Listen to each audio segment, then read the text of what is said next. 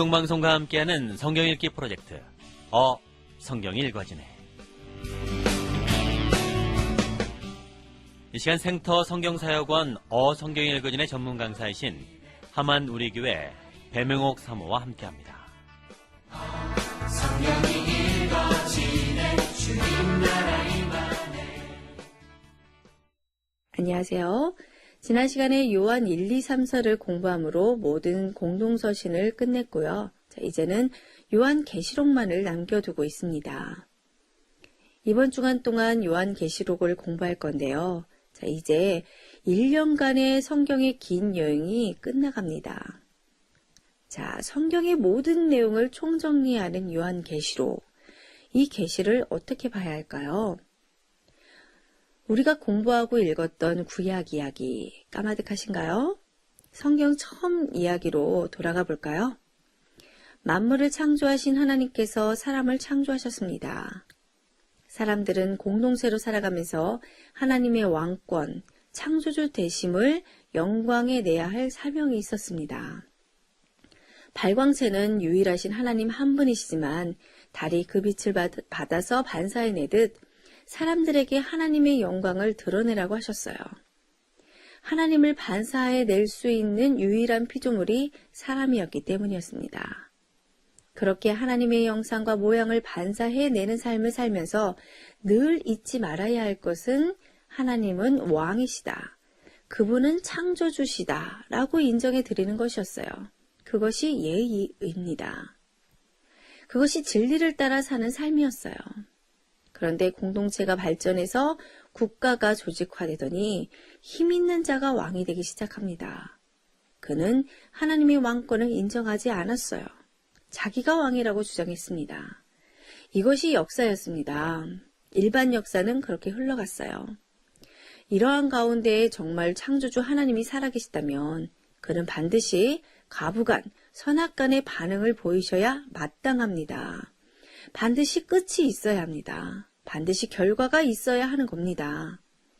인류 일반 역사를 그냥 흘러가도록 내버려 두시고 발코니에서 잠을 주무시는 이신론의 하나님, 즉 내가 시계를 만들어 놨으니 그냥 알아서 째깍째깍 돌아갈 거야. 난 상관없어. 라는 식이 아니라면 말입니다. 맞습니다. 하나님의 나라, 하나님의 왕권, 하나님의 권위를 초기 인류 아담 때부터 선악과를 통해 주장하신 하나님은 이스라엘이라는 유형 국가를 통해 그것을 증명해 오셨어요. 세계사가 흘러가도 힘이 있는 그 통치자들이 왕이 아니다. 진짜 왕은, 왕 중의 왕은 바로 나다. 우리는 이 이야기를요, 지금까지 공부하고 읽었어요. 이스라엘의 국사가 시작될 때도 멸망할 때도 성경의 흐름은 세계화다. 열방을 향한다. 우주적이다. 이렇게 계속 북을 치면서 흘러왔습니다. 하나님의 나라만 영원하다. 제국주의에 힘있는 자들의 흥망성쇠를 봐라. 그 가운데 나만 왕이다. 이사야를 봐라. 다니엘을 봐라. 에스겔을 봐라. 세상 끝날 마지막 남은 권세는 이스라엘 하나님의 왕권이다. 그랬습니다. 기다려라. 곧 그 왕권을 가진 자가 나타난다. 그의 나라가 있다. 그는 왕이다. 그러더니 정말 예수께서 오셔서 백성을 위해 목숨을 내놓는 진정한 왕임을 역사 속에서 증명하셨습니다. 그리고 승천하셨어요. 세계를 돌아다니며 땅끝까지 가서 이 사실을 증언하라고 유언도 하셨습니다. 그랬더니 정말 그의 제자들이 땅끝까지 다니면서 이 사건을 말하고 다니는 거예요. 예수는 하나님의 아들로 오신 그리스도다, 왕이다 이렇게 증언하는 겁니다. 자, 그러면 이제 남은 스토리는 그 왕이 다시 나타나는 것이에요. 온 세상을 가부간 재판하는 일밖에 없습니다. 역사를 멈춰 서게 하는 역할이 남았어요. 왕들을 심판해야 합니다. 만약 그렇지 않다면 그는 창조주도 아니요, 왕도 아니요, 그가 한 모든 자기 주장은 사기요, 성경은 통째로 거짓말 경전이 되어버리는 거예요. 그러니 결론이 반드시 나야 합니다. 그렇습니다. 요한계시록이 그렇게 할 거라는 마지막 예언이에요. 자, 내용을 보라는 겁니다. 구약부터 흘러내려온 이야기의 총정리가 틀림없지 않느냐 이 말이거든요. 정말인지 아닌지 확인해 봐야겠죠? 사도 요한이 에베소에서 요한 1, 2, 3서 편지를 쓰면서 사역하고 있는 중에 위기가 또 옵니다. 도미티아누스 황제가 즉위하면서 사정이 달라지는 건데요. 다시 크리스천들의 박해가 시작됩니다. 내부 정권이 안정되면 밖으로 손을 뻗는 거죠. 자, 그래서 제2차 박해라고 불리는 시기입니다. 도미티아누스는 황제야말로 신들의 신이라고 선포하면서 황제 숭배를 강요하기 시작했습니다. 사실 이런 상황은 이상한 일이 아니죠. 이미 구약시대 때도 우리가 경험을 했어요. 도미티아누스는 헌금 문제로 유대인을 더 심하게 박해했습니다.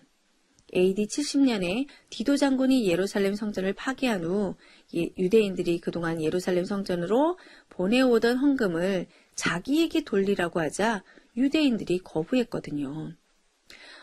무서워서 헌금한 사람들도 있었지만 대부분의 유대인들은 거부했습니다. 그래서 황제는 자기 사촌 중 크리스천이었던 클레멘스를 시범적으로 처형했고, 그러면서 더욱더 박해의 강도가 심해지자 크리스천들은 지하로 스며들 수밖에 없었습니다. 카타콤 생활인 거죠. 자, 네로 황제 이후 누리던 20여 년의 무사했던 세월은 다시 피피스로 물들기 시작했습니다. 곳곳에 수없이 심겨졌던 교회들이 큰일 난 거죠. 예수 이외에는 신이 없다고 버티던 신실한 교회 지도자들이 속속 순교의 제물로 찢기우기 시작했습니다. 한 기관을 무너뜨릴 전략이죠. 소위 최고 지도자들을 쳐버리면 그 아래 사람들은 그냥 허물어지게 되니까요. 그리하여 소아시아, 에베소에서 사역하고 있던 노종 요한에게도 도미티아누스 로마 군인들이 들이닥쳤습니다. 주로 로마와 소아시아 지방을 샅샅이 뒤지며 크리스천들을 잡아 죽이기 시작했다고 하는데요. 이 두 지역의 교회가 활발했나 봐요. 그래서 요한은 반모섬으로 잡혀가게 된 것입니다. 자, 상황이 이렇게까지 안 좋아지자 교회 성도들과 격리된 요한의 유일한 희망은 예수님의 재림이었을 겁니다. 처절하게 예수님의 나타나심을 사모할 수밖에 없는 거죠. 분명히 예수께서는 다시 오시겠다고 하셨으니까요. 그러니 요한에게는 현실이었습니다. 평생 주님을 기다렸을 거예요. 평생 사역하고 예수의 증인으로 살았다라는 것은 평생 예수만 생각했다라는 뜻입니다. 그렇게 사모하고 간증하고 증명해온 유일한 예수. 요한의 목표는 목회가 아니라 사실은 예수였을 거예요. 그런데 어느 날 그에게 정말 예수께서 나타나신 거예요. 성령에 사로잡힌 요한에게 큰 음성이 들이우며 그토록 사모하던 예수님이 나타나신 겁니다. 요한, 얼마나 반가웠겠어요. 여러분, 요한계시록이 이상한 책이 아닙니다. 예수께서 나타나신 책이에요. 얼마나 반가운 책입니까? 그토록 그리던 분이 드디어 나타나셨다라는 사실에서부터 계시록 이야기를 시작해야 할 것입니다. 이 어려운 때에 예수께서 침묵하지 않으시고 드디어 요한에게 오셨으니 얼마나 다행이냐고요. 이 스토리 선상에서 요한계시록을 열면 어려울 게 없습니다. 해석하려고 하지 마시기 바랍니다. 그러니까 요한이 본 것이니 처음에는 우리도 그냥 보면 되는 거예요. 성경의 주인공이신 예수, 사복음서에서 그토록 그리스도 인자, 하나님의 아들이심을 증언하셨던 그 예수님, 승천하셔서 올리우신 그 예수께서 잠잠히 계시지 않고 이 장면에 짜자자잔 다시 성경 무대에 출연하신 거예요. 네로 왕제 때 로마 대화제 이후 기독교 박해는 총 9번 있는데요. 이제 겨우 그중 2번째거든요.